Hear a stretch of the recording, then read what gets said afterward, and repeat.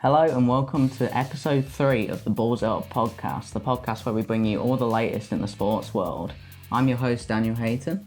And I'm Courtney English. Now usually we start off with football, but this time I'm just going to switch up a little bit. We're going to start off with the NFL. We've got some big stories here. Firstly, the Washington Redskins have officially announced that they are going to change the branding of their team. They're no longer going to be called the Redskins, they're going to change their logo as well. They've been coming under scrutiny for many years about the controversial name because it's about the Indian Americans and all that kind of stuff. So yeah, a bit of a sensitive subject. It's going to be interesting to see what they come up with. Yeah, it's a big deal having a big rebrand like this. I mean, it changes everything. Oh yeah, definitely, and not announced yet, obviously, but they're going to come out with that at a later date. And just thinking about that, what about the Kansas City Chiefs? Also the Cleveland Indians in the MLB. They may have to change their team name. I don't know if that's going to happen or not. I mean, I think it kind of has to, being as the Redskins are confirmed that they're doing it. I feel like if they don't, it's kind of going to look bad. And I feel like it's a step in the right direction. Oh yeah, definitely.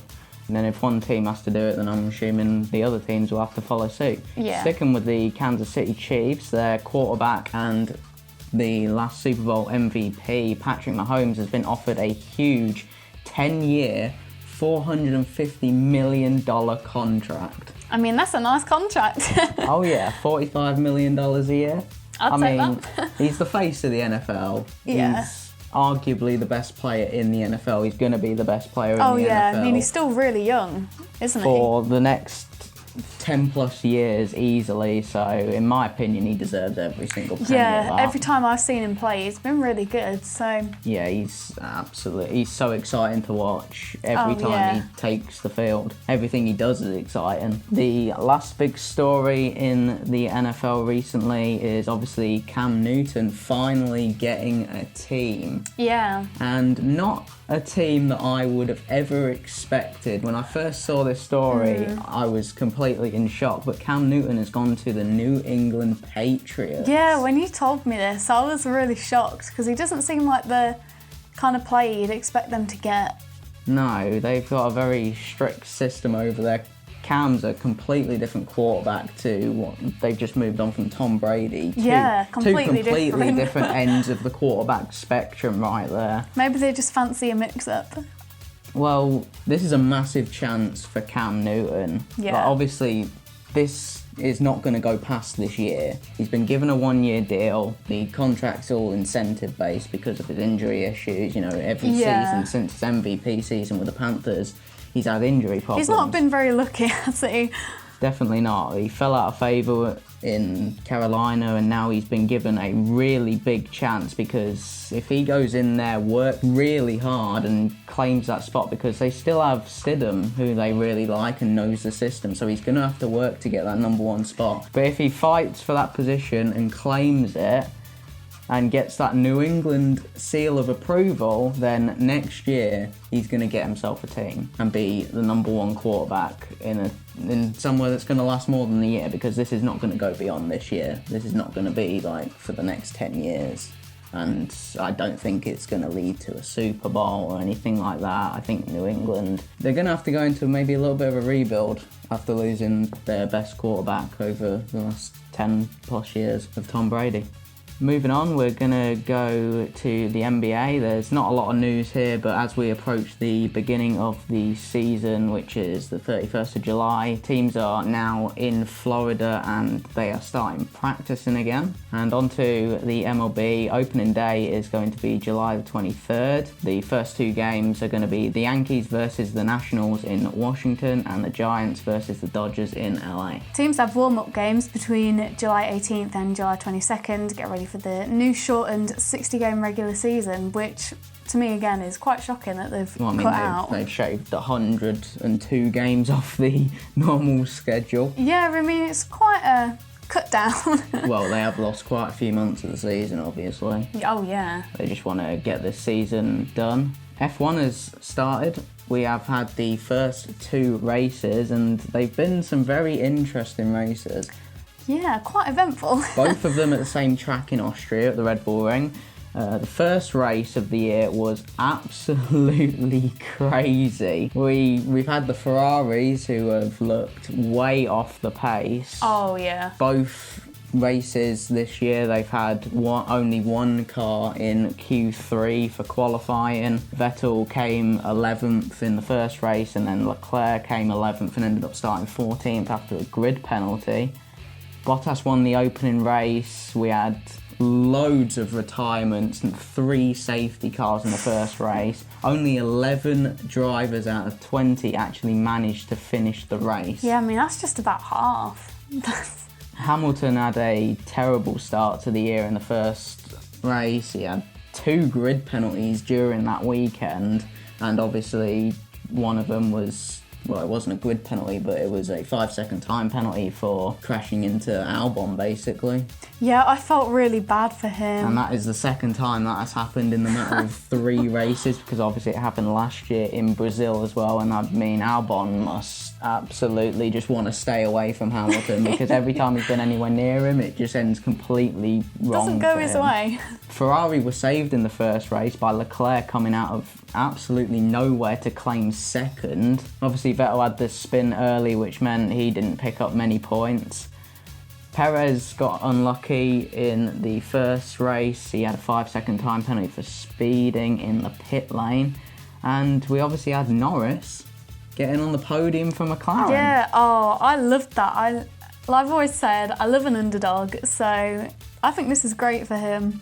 I think Bottas did really well to win that race. I think if Albon didn't get hit off by Hamilton, he would have been looking really good on them soft tyres pushing Bottas, but to have 3 safety cars and have to get the start right every time and to still come out on top, Bottas did really well. And even in the second race, Bottas was quite good. Starting 4th to manage to finish second is really good. Unluckily for Red Bull, both their cars didn't finish the first race, and then both their cars just didn't really have the pace in the second race. They just could not push Mercedes, and Bottas ended up getting past Verstappen, even though Verstappen actually made it quite tough for Bottas. You know, Bottas gets in front of him and then Verstappen ended up actually getting back ahead, but there was just no way he was going to keep Bottas behind because they just didn't have the pace. Oh no, definitely not. Perez was easily the driver of the day. He qualified 17th because obviously we had the wet qualifying, which made everything very interesting. Grid was all mixed up and he ended up finishing 6th, only just because Albon, yet again in another situation where he could have easily been spun off, but instead he managed to stay on. He was lucky. And Perez actually got front wing damage, which caused a photo finish at the end with him, Stroll and Ricciardo. Luckily he managed to keep ahead, but if he didn't get that front wing damage, that could have been so much better for them. But Racing Point have actually looked very good, and there's been some stuff going on. You know, they've allegedly copied the 2019 Mercedes, although they say they haven't copied it straight up. They've just taken inspiration, and I mean, it's not a bad way to go. I think it's a pretty good idea. It's not a bad way to go, considering Mercedes have been so dominant in the last 6 years. Another mix-up from the qualifying was George Russell in the Williams actually got to Q2, which was nice to see, but they couldn't get it in the race as they both finished dead last, unfortunately for them. But it's nice to see them making progress and being able to get into Q2, even if it is in the wet. And Ferrari were extremely disappointing in this race, as they didn't even get out of the 3rd lap because Leclerc tried a silly move down the inside early. He ended up bouncing off the curb and taking out Vettel's back wing. Yeah, and it didn't look pretty. It's not easy to change the back wing, so Vettel retired, and then Leclerc had floor damage and he had to retire. His car looked like a mess. Yeah, it was an absolute mess, and Leclerc apologised after the race for it, but it's just not looking good for Ferrari. I just don't see them being in this championship this year. No, and I feel like because obviously the season's shorter, if you have mistakes and bad races like this, it's going to cost more. Well, that's all it, because we don't know how many races there are going to be. There's 10 races because they've added another Italian Grand Prix and the Russian Grand Prix has been confirmed. So that's 10 races. It's quite short, and we don't know if there's going to be more past that. Obviously, they're looking to get more past that, but every point is crucial. And that's why we've seen even the extra point for the fastest lap, loads of people trying to get that fastest lap in because the points are absolutely crucial. Oh yeah, I mean, wasn't there that one lap where everyone was literally getting fastest lap and it's just going down the list? McLaren have been interesting in the races because early on they've been lacking a lot of pace.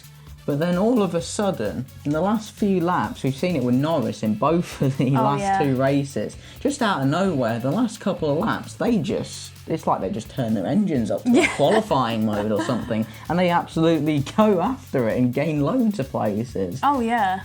But Hamilton was never in trouble in the second race, and he absolutely dominated after a dominating qualifying in the wet.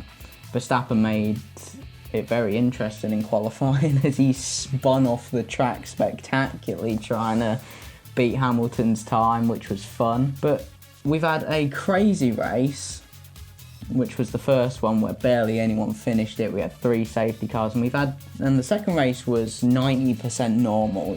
Throughout that whole race I was thinking, okay, this is just a more normal race. It's not got that much excitement in it. You know, Hamilton just got off to a lead and it was done from there. But the final few laps in that made it just absolutely crazy and shows that it's still an entertaining sport, no matter what you say about Mercedes and their dominance. Especially with McLaren and Racing Point and the way they've performed.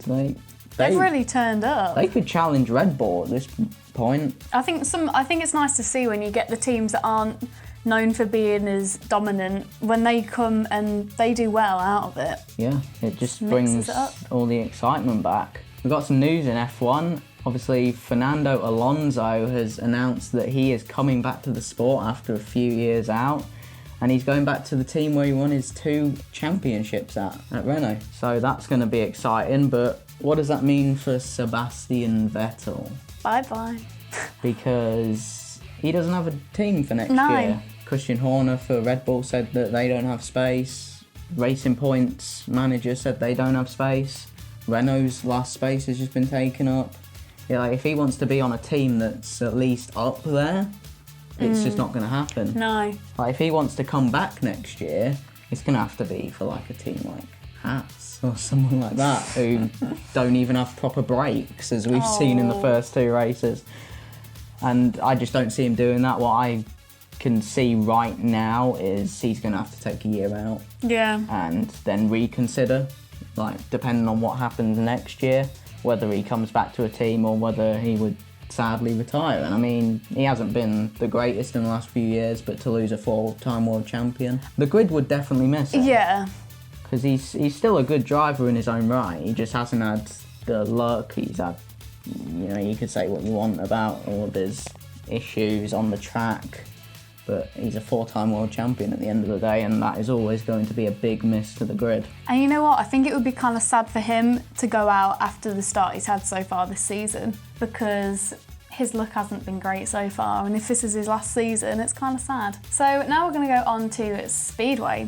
There's actually quite a lot of news. The Torin rider, Chris Holder, is now riding as a guest for Wroclaw for the season. The 2012 world champion scored 8 and 2 bonuses for the team against Zelona Gora, and Jack Holder is also guesting for Gorzow. Teams are really hard to pronounce, aren't they? Oh yeah. With them being Polish teams. I don't know if I'm saying any of these right. If I'm not, well, it's because the W's are V's and they've got like all kinds of letters next to each other that you would never see in our language. I mean, I've never seen a Z in a word, probably apart from zebra. So trying to pronounce that isn't easy. Yeah, and the European Championship has started off in the last few weeks and it has been changed just slightly. Now the rider who wins the series will be given a place in next season's Grand Prix. So in the Grand Prix, instead of the top 8, which would usually get into next year, it's now going to be either the top 6 or 7. Yeah, I really like this because with the European Championship, you go in it and you don't get anything from winning it. I know you're saying, oh, I won the European Championship, but it's not like the Grand Prix where you're world champion, or it's not like the Grand Prix qualifiers where you get into the GPs. But I feel like now this is going to give riders something extra to want to take part in the meeting. And it's going to give some riders a chance to get into the Grand Prix because the qualifiers are definitely not easy. One problem with it, because it's the European Championship, only riders from the European countries are allowed to take part. So some of the Australian, American and New Zealand riders who would take part in the Grand Prix qualifiers can't take part in this, and they're not happy about it. It's a disadvantage because it's given the European riders that extra opportunity to get into the Grand Prix that those riders don't have. That is one issue though, because there's not enough countries that actually participate in the sport to do like a European Championship and maybe like a rest of the world championship. Yeah, because it's like 3 countries, because like some of these riders, like the American riders, there's not many. I mean, they get a team for Speedway Nations, but if it was like the old format where they had the World Cup where they had more than 2 or 3 riders, I think they'd struggle to pick riders, so it's not like they'd have loads to put into this meeting for the rest of the world countries. I mean, it definitely makes sense for the European Championship, the winner, to get through because obviously you've won it. Oh yeah. So they why not? deserve it. Because it's I kind of compare it to the Europa League and the Champions League in football. The Champions League is the main one, and the Europa League is for the teams that don't quite finish as high in the league. But the winner of the Europa League gets into the Champions League. Yeah, that's a good way of putting it actually, because Leon Madsen won it a couple of years ago, and look now at him he's on a whole other level now. Mikkel Mikkelsen won it the other season. It would be nice to see him in the Grand Prix because he's such a top-class rider, but he just didn't quite get there from the qualifiers. And so they want to give a wild card to Lindback. We'll talk about him in a little while. Oh, yes. So, unfortunately, more of the Grand Prix have been cancelled. The Wrocław one in Poland, the German and the Russian rounds have all been cancelled now. This leaves only 3 rounds left at the minute, which have not yet been cancelled.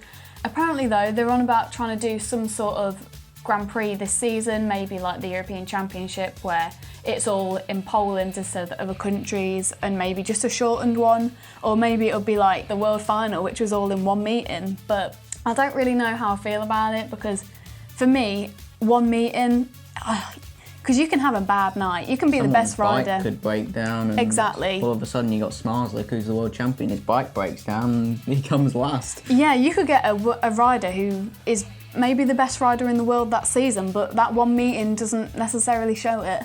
So everyone has off days. Oh yeah. So I feel like that's something they're going to need to look into before they make any decisions. Now, we've got some strange news. This is something Alan Rossiter, the former GB manager, has spoke about in the Speedway Star. The Australian rider, Troy Batchelor, apparently has been doing pretty well in practice for his Polish team Rybnik, but for some reason they've not put him in the lineup for the team, because obviously they have the squad system where they can pick and choose which riders go in for the different meetings. But he was put in one race in the second round. So keep in mind, this is in the second round where riders have already been riding for an extra meeting. So he's going to be a little bit rusty compared to those riders because he's not had any meetings. In the second round, he had one race and they took him out for the rest of the meeting. I don't really know why, because he's a good enough rider to go out and get some points. I know it's funny, but his team, Rybnik, they're not exactly doing great right now. They could do with something to give them a push, because I think they're about 7th in the table out of 8 teams. I feel like they should really give him a chance. Especially if he's been doing well in practice. I mean, that just might be the boost they need. I mean, if he's beating all of his own team in practice, then surely you would think about giving him a chance. Yeah, I mean, give him more than one race at least. Yeah. Now, Sweden have come up with a plan to start racing. They're going to have a shortened season due to start on the 11th of August. 4-year champions Smyrna have said that they will not be taking part. They're unsure if fans will be allowed to actually come and watch or not. Yeah, now Sweden, I'm pretty sure have still got quite a lot of cases of the virus, so I can't see fans will be allowed in the stadium, but Apparently, to help out the clubs, the Swedish Sports Federation will give each club around £48,866 to run. I mean, that's going to help them out, definitely. It's a weirdly specific number. Yeah, I mean, obviously this was in their currency, but but still, even in theirs, I was like, a bit of a random number, but at least they're doing something to try and help them out. Oh yeah, that's great. They're also going to make a few changes to help save some money in case the fans can't come in. One of them is, instead of having 7 riders, there's going to be 6. I can see how this would work, but I think it's going to be a little bit strange because obviously you have 2 riders for each team in a race, so you're going to have to figure out all the details. But one other thing, this is something I really don't like the sounds of. I can see why they're doing it because it's going to be a shortened season and they're limited for time, but I don't like the sound of this at all because obviously each team will race home and away against each opponent. Instead of doing that like normal, each team will only face their opponent once, either home or away. So instead of being home and away like normal, it's just one. And apparently a draw is going to be done between the 2 teams to see who will have the home advantage, because in Speedway there's a big home advantage with the track. All tracks are different, from the shale on the track to the conditions to the shape, everything is different. So you get big home advantages. So they're going to have to figure out a way where everyone's happy, but honestly, I really don't like it. Yeah, it does seem a little bit weird. Yeah. Now, in the Extra League, there has been a lot of inconsistent performances from some riders, and it's clear that some riders are on a whole other level. So we've done a top 5 based on the last few weeks of who I think are the top 5 riders and who I think need improving. Not to be savage, but for me, at number 1, it's got to be Leon Madsen. I mean, he is looking so good this season. He seems so much quicker than everyone else, and I really hope that they manage to get some sort of Grand Prix started, because I feel like he was very unlucky last year to not win, so it would be really nice to see him get a world champion behind him, because he's great. I mean, he's just on another level. I mean, his bike just moves quicker than everyone else's, and you're just looking at it like, are you sure he's using legal fuel? Because it looks like he's got rocket fuel in his bike the way he moves. Yeah, I mean, he said in an interview last year in the Grand Prix that they kept, because obviously they have people come in to test to make sure that everything's legal and going by the rules. And apparently he was one of the riders that kept getting picked on to get tested because he's just so fast. I can't say I'm surprised. No, I mean, he's on a whole other level. And he's easily won the last 2 European Championships, and he's leading it after 2 rounds. So if he wins this, and then he doesn't have to worry about getting a place in the Grand Prix next year, he can just go out, ride for fun, no pressure. But I mean, the way he rides, it's like there's no pressure on him anyway. No. You wouldn't have thought he's just had back surgery, would you?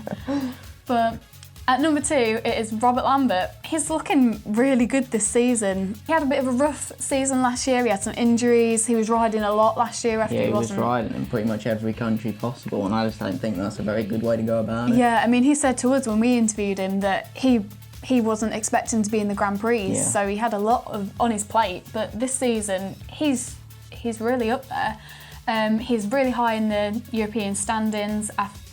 He actually got the most points in round 1. He didn't win the meeting, but he got the most points joint with Nicky Pedersen. And I tell you what, I really hope we manage to get a Speedway Nations going this season, because we've obviously got Ty Wolfenden, former world champion, and with Robert Lambert, who is right now on really good form, I think we'd actually stand a good chance of winning, which would be really nice.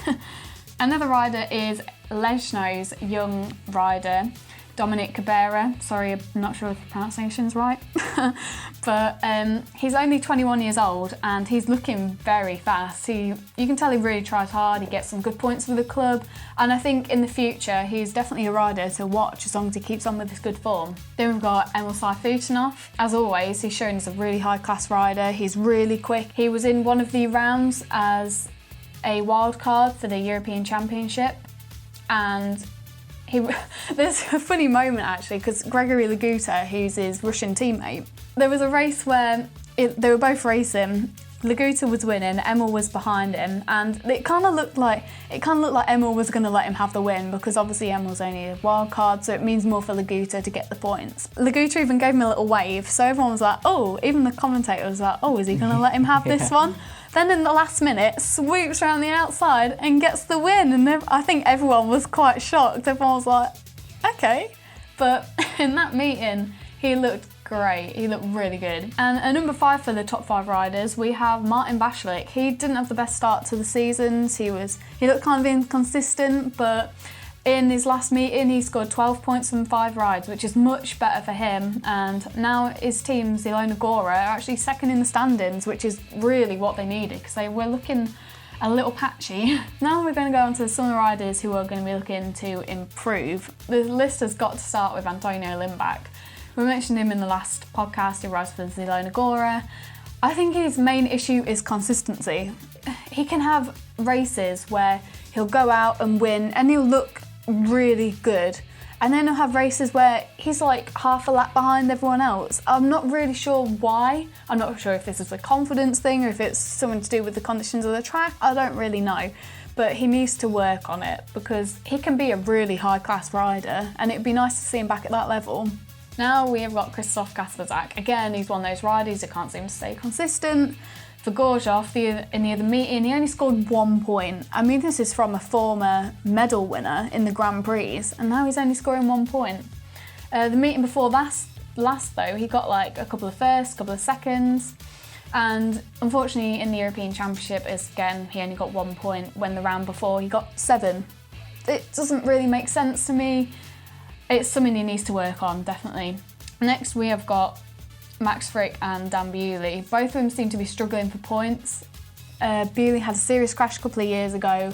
A few people think that this could be to do with it. You know, he's still trying to get past the effect that it's had on him because you can tell he's struggling, and everyone hopes that he manages to get back to form because he's only young. He had a really promising start to his career in Speedway, so hopefully he can get back to that. And Max Frick, I'm not really sure what's going on with Max Frick. He qualified for the Grand Prix. Last year he was in a couple of the Grand Prix, he did really well. But now in the extra league, he just can't seem to get among the points, which is a shame because normally he's a really exciting rider to watch. And finally, Niels Christian Iversen. He's got injured before the season even started. Not the best start to the season, but typical Speedway really. But he came back from injury, he struggled to get points, he hardly scored, and he just didn't look like himself. So he took another week out, he came back and he managed to get 7 points the other night for Gorzów, which is much better, so hopefully you can build from there. Speaking of Gorzów, in their recent match versus Chester Chowa, that's completely butchered their name, I apologise to any Polish fans, but yeah, that's the best I could do. You tried. Their meeting, Gorzów looked like they were actually going to get a much needed win, but then it got to heat 10 and it was called off because of an electrical fire. For once it wasn't the rain.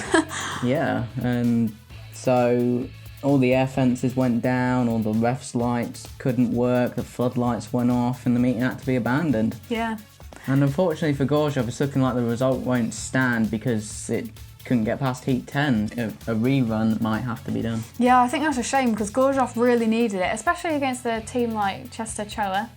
Again, sorry for the pronunciation, but I feel like this was the meeting that they really needed. Hopefully it would have got some momentum for them, but it's looking like a rerun, unfortunately. That's it for Speedway, and now we're going to move on to football. And the big news that everyone would have heard about is that Man City have had their 2-year European ban overturned. They will be in the Champions League next season and they will not be banned.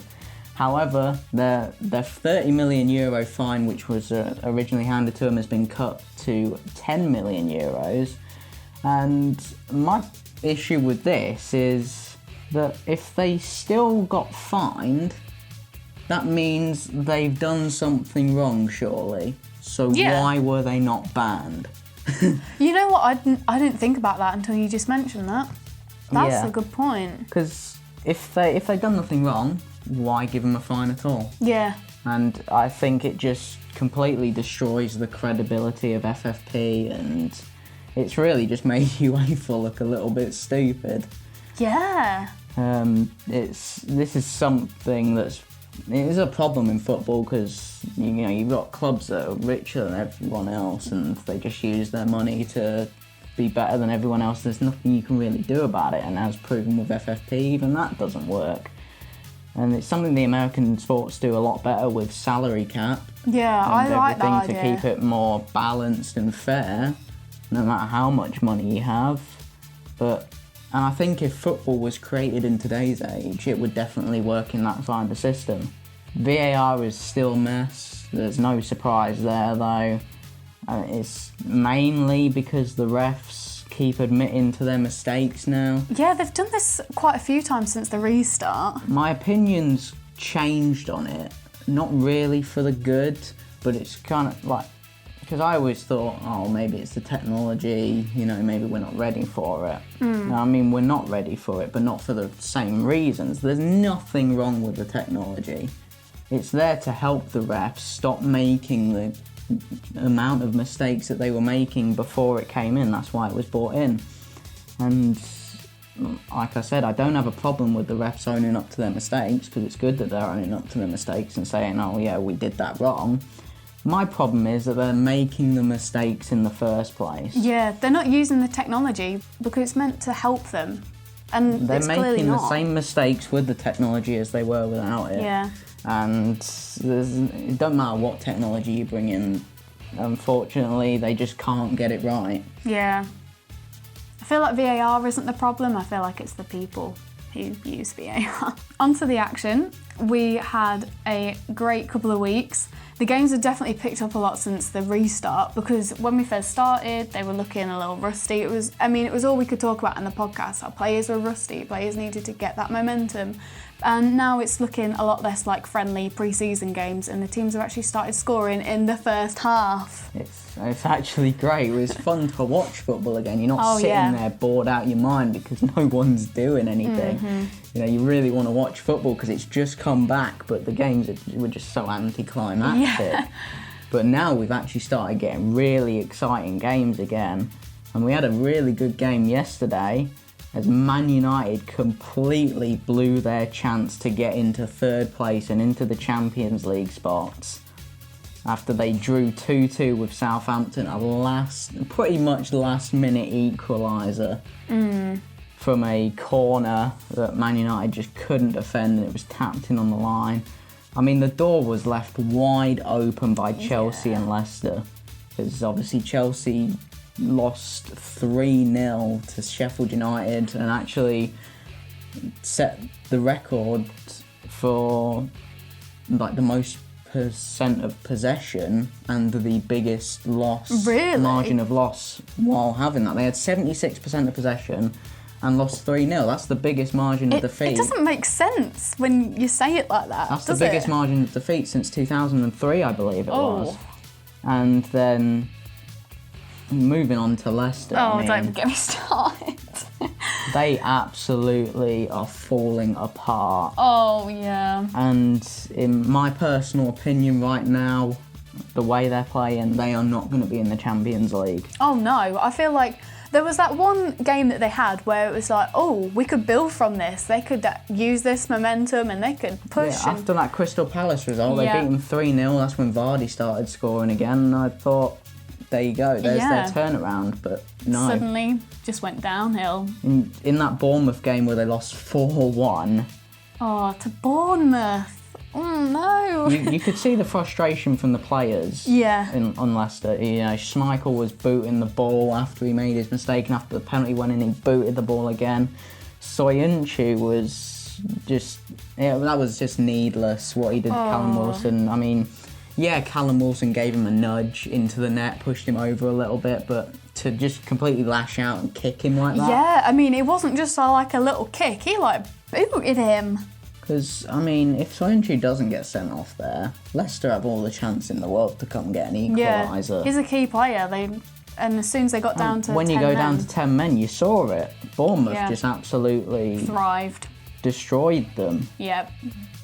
They made Bournemouth, a team that struggled to score. They scored 4 goals against them. They made them look it's like the team switched places. I mean, as a Leicester supporter, I cannot tell you how painful this was to watch. There's been a lot of uncharacteristic errors, especially by Kasper Schmeichel, who's been great for Leicester. He's kept them in games, and he's just been one of their best players for the last few years now. But Dominic Solanke's first goal, I just feel like it's straight at Schmeichel, and he just can't keep it out. It's not the mistake you normally see Kasper Schmeichel make. Yeah, it's the same thing with a few weeks ago, Bergwijn's goal against David De Gea and Man United. It's the same thing, it's right at him, he's got to save it, and it's just not something you expect from a goalkeeper of his level. Yeah. Chelsea as well, I mean, they just need a completely new defence. It's horrible. It's horrible to watch. And I could see your frustration all over Facebook. yeah, I definitely didn't hold back my feelings on that one. They don't have a defence. No. It's like the defenders are not really bothered. It's like they don't care about defending. They're not willing to put themselves on the line to get the ball out of the box, and it doesn't help when their goalkeeper is not exactly known for stopping goals. If the ball is coming at him, it's more likely it's going to go into the back of the net than it's not. And when you don't have a good defence in front of him, you've got a big problem. However, if they can get that sorted out over whatever the transfer window will end up being, if they get the defence sorted out with Timo Werner and Ziyech coming in, they're going to be great because they've already got a pretty decent attack. I feel like they do need a striker unless they decide to play Werner up there, which he's very capable of doing, but I more see Werner as maybe coming in as that Willian replacement. And I feel like him on one wing and Pulisic on the other wing will be a scary partnership. But there's also the ability to play Ziyech out there or bring him into centre midfield, depending on what you want to do. And they just have so many options. They get that defence sorted out and you could easily see them challenging for the title. Oh yeah, because I mean, there's times where Chelsea look like a really good team, but then there's just that defence that really lets them down. Yeah, they've got an exciting young team and they need to build on that. Yeah. Arsenal, unfortunately, they were in really good form after, they had a couple of bad games against Man City and Brighton, but since then they've been in really good form, and you maybe thought, with some teams struggling above them, Wolves had a couple of bad games, Sheffield United didn't start well, Leicester and Chelsea obviously dropping off, you maybe think, they could probably push into Europe, especially with the form they're on. But that defeat against Tottenham, I feel like pretty much makes Europe look very unlikely now. Yeah, I feel like it's a bit too much of a reach. It all started with that Leicester game, I think, because they went 1-0 up. They should have gone 2, maybe 3-0 up. Then they ended up getting the red card and Leicester actually tied the game. And then they went into the Tottenham game and it wasn't David Luiz's fault this time. Kolasinac tried to pass the ball and just completely missed David Luiz and put Son straight through on goal, and it's just mistakes in the defence like that don't get you into Europe. I mean, Arsenal have all the attacking ability with Aubameyang, who's one of the top goal scorers. They have a few young exciting players with Nketiah and Saka coming through, and they have a decent midfield. Ceballos on loan from Real Madrid has been really good since the restart. But I just feel like with Wolves and Sheffield United coming back into form, Europe's probably going to slip away from Arsenal now, especially with Tottenham moving above them with that win. Manchester United are a very interesting team now. Before the restart, they were absolutely nowhere. Yeah, they haven't really had the best of seasons. It was quite disappointing, but since the restart, they are undefeated. And their attack, every time they go forward, they look like they're going to score. With Bruno Fernandes and Pogba in the midfield, I mean, Pogba actually had quite a bad game against Southampton. He gave away the ball a couple of times, but before that, him and Fernandes were completely running that team, and all the strikers chipping them goals. Mason Greenwood, he's 18, and he is absolutely insane. He is going to be one for the future, definitely, because he already looks like one of the best attacking players in the Premier League already. Like they still have some things to clean up if they want to actually challenge for the title before they can push Liverpool and Man City. They need to maybe bolster up their defence a little bit, and they need to get probably better backups in just for squad rotation. But they have a really good starting point there, and I could definitely see them challenging, especially if their attack keeps doing what they've been doing, because they can score against anyone at any time. The relegation battle has once again been made interesting after we thought that Aston Villa and Bournemouth were just going to go down without a fight, because they couldn't pick up results, they couldn't score, but they both picked up huge wins. Oh yeah, I mean this could change a lot. They may have Brighton looking over their shoulders now if they don't pick up some points, though I think they will be fine. They are far enough ahead. West Ham and Watford really need to focus on picking up points. Oh yeah, they really need to win. West Ham are in really good form, and Watford have picked up some really good results recently, but Aston Villa and Bournemouth really need to get that momentum going. They do have some tough games next, but like I said, momentum's everything in football. I think Crystal Palace are a very lucky team. Oh yeah. Because they're officially safe. The most points that Bournemouth can get is 40, and the most points that Aston Villa can get is 39. They obviously have 42. They are safe because they have looked absolutely lifeless. They look terrible. I mean, I can't play football, but I was literally thinking, why on earth are they doing this? They just look lifeless, and they can't get anything going except for the Chelsea game, which is weird because they played out of their minds against Chelsea and ended up coming short. But I mean, they dominated the ball. They were attacking very well. I think it probably speaks more to Chelsea's poor form. I mean, I'd say it's poor form. Chelsea have actually been winning quite a few matches recently. I mean, they even beat Man City, which is a crazy result. But yeah, I think it speaks more to Chelsea's defence, why they look so good, and they should have had way more than 2 goals. And the fact that they only scored 2 goals in that game, I think, speaks to their problems. But yeah, it's definitely looking a bit bleak for Crystal Palace, and they're very lucky that they're not in trouble. And so the key fixtures that are coming up, obviously we're coming down to the last 3 games, so this is the time where you really need to be hitting form. You can't afford to drop points. No. The last 3 games of the season, these are huge. We've obviously got that fight for 3rd, 4th and 5th spot between Chelsea, Leicester and Man United. Chelsea have Norwich, which is coming up later tonight when we're recording this, and they have to win that. There's absolutely no excuses for that. Norwich already relegated and not looking on the same level as any other team in the Premier League whatsoever. Chelsea have Liverpool away, which if the fans were in the ground would be a completely different story. But Liverpool haven't been playing great since they were crowned champions. They can maybe get something out of that game, but with their defence, I think Liverpool are going to absolutely pick them apart.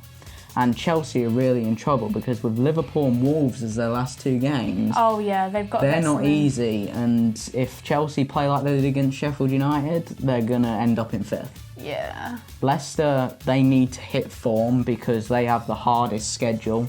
They are against Sheffield United in the next game, then they go to Spurs, and then they are on the last day against Man United, which is going to be a huge game. I mean, I feel like all of those games, are really important because Sheffield United are hitting form. Spurs got that win obviously against Arsenal. This is the issue for Leicester. They aren't playing good right now, and I could easily see them losing every single one of these games. Unfortunately, me too. In my opinion, Man United are definitely going to be in the top 4. They will probably finish 3rd still, even after blowing it. They have the easiest schedule. They have Crystal Palace, who are not playing well. They're against West Ham, who are in good form, but I still expect them to beat them. Yeah. And then they're away against Leicester. So, again, that could be a big game, but I would expect Man United to already have it wrapped up by then. Yeah. For the relegation battle, it's got interesting again, like I've said, between Aston Villa, Bournemouth, Watford and West Ham. Brighton a little bit, depending on what they do, but they shouldn't need to worry. They do have the easiest fixtures. They don't have a big top team in the next few games, so they've got to be picking up points. They have Southampton, Newcastle and Burnley. Even a draw in every one of them games would be enough for them, in my opinion. Yeah, I would say so. And 1 win, that'll do Brighton, but they need to make sure they get them points. They don't want to be going down to the last day. Oh no, because if you leave it Because last away minute... against Burnley, that is not going to be nice for them.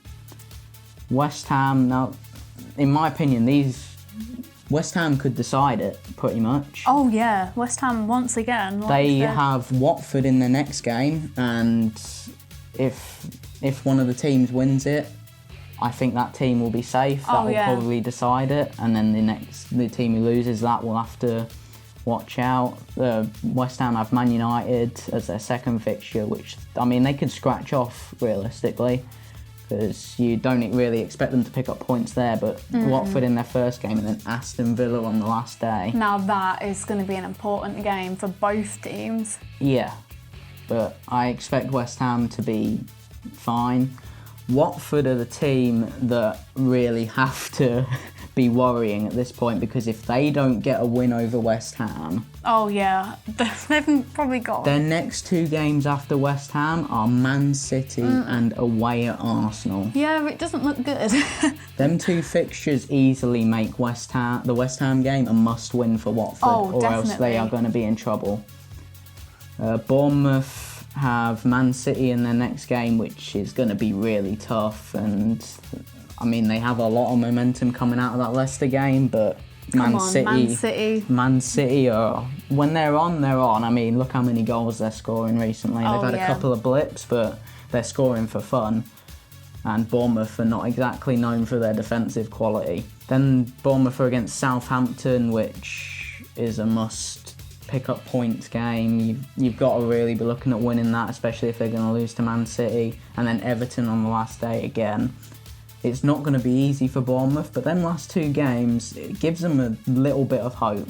Yeah. Unfortunately for them, their best defender, Nathan Ake, is out, and he's probably going to be out for the rest of the season after he overstretched, and he has a groin problem now after stopping Jamie Vardy from scoring. He looked in a lot of pain. It was a really good, probably game-saving tackle at the time. Definitely. But yeah, he's going to be a massive loss. And then Aston Villa, they have Everton, Everton could definitely be a big piece of this puzzle, with Bournemouth on the last day and then Everton in the next game. And then Arsenal is Aston Villa's second game, and then obviously that West Ham game on the final day, which could be a very key game. Yes, definitely. Now, I've done a little bit of a power rankings kind of thing, which is a ranking table based on, in my opinion, obviously, how good teams have been recently based on their recent form. Instead of listing all 20 teams, because we'll be here forever, I've decided to split it into a bottom 5 and a top 5, as these are obviously the most important teams to focus on. You know, we'd love to talk about the mid-table teams, but they're just not very interesting right now, so sorry to the Burnley, Everton, Southampton and Newcastle fans. But... You're fine in mid-table, and that's where you're going to stay. Yeah. My top 5 at the moment, Liverpool have got to be number 1, though you could argue Man City into that spot, but Liverpool being crowned champions, you've got to put them at number 1. Yeah. Even if they haven't been in the best form since being crowned champions. I mean, you can kind of let them off the hook for that. Yeah, I mean, they've won it. They've been so good all season, and now they're obviously going to be pushing for that record points total. Man City have been very good since the restart, except for the few blips against Chelsea and Southampton. They've been scoring for fun. Man United are in third, as they look like a completely different team after the restart. They're scoring for fun too, and they're undefeated, obviously. I've had some changes over the last week. Sheffield United are now in 4th, and I did have them in my bottom 5 at the start of the restart, because obviously they did not get off to the best of starts and they just did not look ready, but they are my 4th best team right now, as they are playing really well. It's like someone just switched the switch. They just need a few games to get into it, I think. And then 5th is Wolves. They had a couple of bad games recently, but a nice win in their last game, 3-0 over Everton. It looks like they're going to easily get into them Europa League spots. Oh, yeah. And they are hitting on all cylinders once again. The bottom 5 consists of Watford, who are in 16th, who have obviously picked up some form and moved up that a little bit, but they are still in a little bit of trouble, which is why they're in my bottom 5. Crystal Palace are in 17th, because they have just not been playing very well. they are only above the 3 teams in the relegation: Aston Villa, Bournemouth and Norwich. So Chelsea and Leicester are obviously not in my top 5. Chelsea were, but they dropped out due to their poor defensive ability recently, and their last game where they lost 3-0 to Sheffield United really took them out of that for me. Sheffield United are obviously going to be looking to push to Europe now. Leicester are very lucky to not be in my bottom 5. You could argue that they should be in there over Watford after Watford have had a couple of good games recently. That's a good point. But I think Leicester were there, then they won 3-0 against Crystal Palace. They moved out, and I would say they're probably about 15th, just outside that bottom 5. Because they have, you can't say it any other way. Their form recently has been relegation form. Oh yeah, they're lucky they're up there. I'm not sure what the stat is completely, but they've only won like 2 of their last 11 games. It's not good at all. I mean, it's not going to be good for their confidence. That's not Champions League form, and that's why I don't think they're going to make it. No, I don't. Arsenal were in my top 5 before the Tottenham game, but have dropped out due to the defeat. West Ham moved out of my bottom 5 due to their really good form. Antonio has been great for West Ham. He scored 4 goals the other day in 1 game. When he first came into the lineup for West Ham, kind of looked at him as maybe a comparison to Joel Linton for Newcastle. You know, he works really hard, he fights for every ball, but he just can't score unless it's a tap-in. But you can't say it any other way. He's been crucial to West Ham's good form. Yeah. And he's been leading that line very well for them. That's why they're not in my bottom 5, and I don't think they're going to get relegated. No, I agree with that. I think they are safe. Sticking with English football, we're going to talk about League 1 and League 2, which are now finished. The playoffs are done. Northampton will be joining Swindon, Crewe and Plymouth in League 1 next year after they beat Exeter 4-0 in their playoff final. And Wycombe are joining Coventry and Rotherham in the Championship next year after they beat Oxford 2-1 in their playoff final. And of course, Wycombe were controversially put into the playoffs through the points per game system at the expense of Peterborough. If it wasn't for the points per game system, Wycombe wouldn't have even been in the playoffs. And now they're moving up to the Championship, which is obviously great for them, but it brings into question the points per game system. I understand why they did it, but my problem is the teams voted to not play. Yeah. But then they voted to play in the playoffs. So they ended up playing anyway, so why couldn't they finish off them last few games? Yeah, that doesn't really make sense. The Championship is interesting. There's a lot of teams, as the Championship usually is. The relegation isn't over. There's about 5, 6, 7 teams that are within like 3 points of each other. That last place in the playoffs, so there's quite a few teams within a few points, so the Championship is heating up. Leeds look like they may end up winning the Championship and coming back to the Premier League for the first time in quite a while. And Brentford obviously are pushing for that second spot after West Brom have dropped points in the last couple of games. Wow, that's crazy, because before the restart, West Brom were looking really good. Yeah, they were easily top of the Championship and looking like they're going to come up, but Brentford are absolutely killing it recently. Moving to some other leagues around Europe, obviously there's not many that have restarted. The only ones that actually did restart are the Spanish League, the Bundesliga, which is now done, and the Serie A in Italy. The Bundesliga is finished. Bayern obviously won it easily, there's no surprise there. In La Liga, there's some interesting situations. Real Madrid are 4 points at the top with 2 games left to play, so it's looking like they're going to win the league for the first time in quite a few years and knock Barcelona off the top finally. Espanyol have been relegated for the first time out of the top division since 1993. Whoa. That is going to be a big loss for the Spanish League. And to make it worse, they were relegated by losing to their local rivals Barcelona, because they're obviously in the same, they're both based in Barcelona. Yeah. Big rivals, and Barcelona actually relegated Espanyol. I mean, Espanyol were playing in the Europa League this year. They were playing European football, and now they have been relegated dead bottom of the league. And they are quite some way behind too. Oh, wow. So there's a lot of controversy around Barcelona recently with their transfer stuff. Leganés, I'm not sure if that's how you say it, sorry for butchering that. but they're possibly getting relegated after Barcelona controversially signed their striker outside of the transfer window.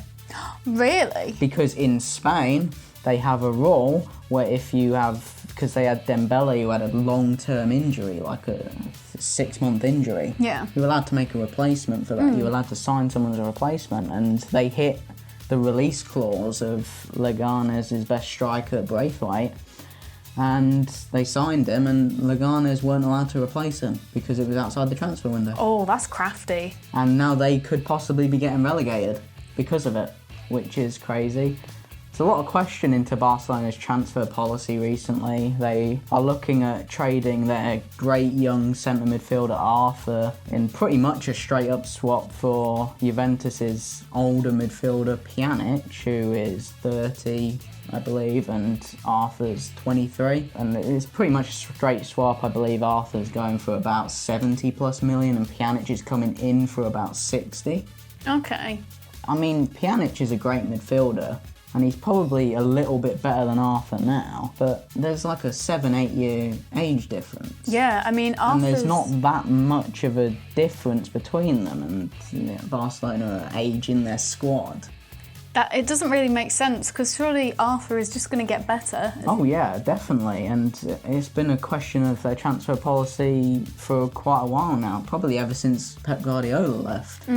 Because he was, you know, Barcelona have always been known for bringing players through their youth system. Yeah. You know, players like Messi, arguably the best player in the world, and players like Xavi and Iniesta, two of the greatest midfielders in the world, or who were two of the greatest midfielders in the world, they all came through their youth system. Yeah. And they just haven't been focusing on the youth prospects since Guardiola left, and their transfer policy has just been very questionable. They just don't give the youth players a chance to come through anymore. Oh, that's... And I mean, the success that you've had through that best youth system in the world, bringing through some of the greatest players we've ever seen, Yeah. like in my lifetime anyway, and you just don't use it anymore. You It just doesn't really make completely sense. just getting rid of it pretty much, and I think that's one of the reasons why Barcelona are no longer the top team in La Liga now, because Real Madrid have obviously taken over them, and Barcelona have had quite a few bad results this year, and they haven't been able to get it done in the Champions League recently, so I think they really need to have a look at what they're doing there, because I just think they're being run completely wrong. They're going the wrong way about everything in that sense. The Serie A, it was interesting before the restart, because Juventus, who have won the league for so many years in a row now, they weren't actually way at the top, because Lazio were obviously pushing them all the way. I'm pretty sure they were about tied on points at one point, but fortunately since the restart Juventus have pulled a little bit of a gap, because Lazio have had some bad results. The top four are way ahead of everyone else: Juventus, Inter, Lazio and Atalanta. That four is going to be the top four. It just depends on which order, because they're all quite close, so it makes for a nice little interesting battle towards the end of the season. AC Milan are making a late push to get back into the Europa League spots. They've been in some pretty decent form recently, and they had that massive comeback win against Juventus. They were down 2-0 and ended up winning 4-2. They're definitely making it interesting and pushing for them Europa League spots, and it looks like the last relegation spot is going to be a straight fight between Lecce, and don't know if that's the right way to pronounce that name, and Genoa. So there's definitely some interesting stuff going on there. Sounds like it. But all the leagues coming towards the end now, and this is the interesting part. Oh yeah, everything that happens now is very crucial. Moving back to English football, almost forgot about this, but this is a huge story, as former Premier League team Wigan Athletic have gone into administration, and they have become the first professional club to actually do so since the coronavirus pandemic began, and it's not a good situation. It's never nice to see a team go into that kind of situation. Yeah. Hopefully, I really hope that they'll find a way to... Yeah, hopefully they will, but it's not the first time we've seen it happen in the last few years. We obviously had Portsmouth quite a few years ago. They got into some financial trouble and dropped down the leagues. We've seen it with Bolton this year. They got negative 12 points from their season and end up getting relegated because of it. And, I mean, they couldn't even play all their players at one point. They were playing a bunch of youngsters because they couldn't afford to pay anyone. Oh, I mean, that's sad. And the Football League has said that Wigan will be deducted 12 points. Now, it could be for this year or it could be for next year. Basically, they're screwing them over no matter what, because if they finish outside of the relegation spots in the Championship this year, they will be deducted 12 points onto their total, which basically means they'll get relegated. If they get relegated to League One, they will be knocked off 12 points for next season. So they're definitely going to be probably playing in League One, and unfortunately it looks like they are going to be in the same situation as Bolton, where they're probably going to be in League 2 next year. I don't know if this is a stupid question, but what is the point in deducting them 12 points? Because that's like the rules, financial fair play rules. If you under like the limit of how much you can, like, I think it's how much money you can lose in a season. Yeah. You get deducted points if you go below that total. But I mean, surely that's not going to help. It's for going into administration, basically. If you go into administration, you get deducted 12 points. So, like I said, they're being screwed over either way because... Yeah. See, surely because they're in financial trouble, surely the league would want to do whatever they can to help them instead of deducting them 12 points. Because, I mean, if you go down a league, surely you're going to lose some of your fans and you're going to lose some of your income. You would think so, but unfortunately not. Now we're going to move on to the Balls It Up section. This is my favourite section. And I think Manchester United have to be mentioned in this section after ballsing up their chance to go into third right on the last minute against Southampton. And also Chelsea and Leicester for completely not being able to take advantage of any kind of situation. I mean, Leicester get into the lead and then they blow it. Chelsea can't defend. It's just an absolute mess. All over the place. I mean, I can literally keep reliving that moment where it all crumbled for Leicester. I think we've even got to mention UEFA and financial fair play in this situation for just completely failing. You've got to say it's a failure against Man City for them to get their ban overturned. I mean, what was the point in banning them in the first place? We've had some interesting stuff going on in the NFL recently, as the Philadelphia Eagles have said they are going to take appropriate action after wide receiver Deshaun Jackson shared anti-Semitic quotes on social media. Yeah, I did see. Now, this isn't a balls it up moment as if it's like funny or anything. This is a balls it up moment in terms of ballsing up your career. Oh yeah, I mean, I have absolutely no idea what was going through his head. He did respond to it and said he had no hatred in his heart towards anyone, and he preached equality. And he also said that anyone who feels I have hate towards the Jewish community took the post the wrong way. how other way can you take that post? I mean, did you see what he put? I mean, no, you can't say that you took it the wrong way. It was not good, and you can't pass that off as, oh, you just took it the wrong way. It's just not one of them kind of things. No. And one of the balls out moments from, I believe it was the first podcast, where we mentioned DeAndre Baker and Quinton Dunbar, they got charged for armed robbery. Yeah. Now, there has been a report that's come out that as apparently they've been caught paying off robbery victims to change their testimony. It's going from bad to worse. There's definitely a massive balls up moment for both of them. I just can't believe they're millionaires playing football and doing their dream job, and they're robbing people. So it doesn't make sense. That's it for episode 3 of the podcast. Thank you to everyone for listening. And we'll be back in a couple of weeks with episode 4. In the meantime, you can check out our previous episodes on our YouTube channel, on Spotify or on Mixcloud.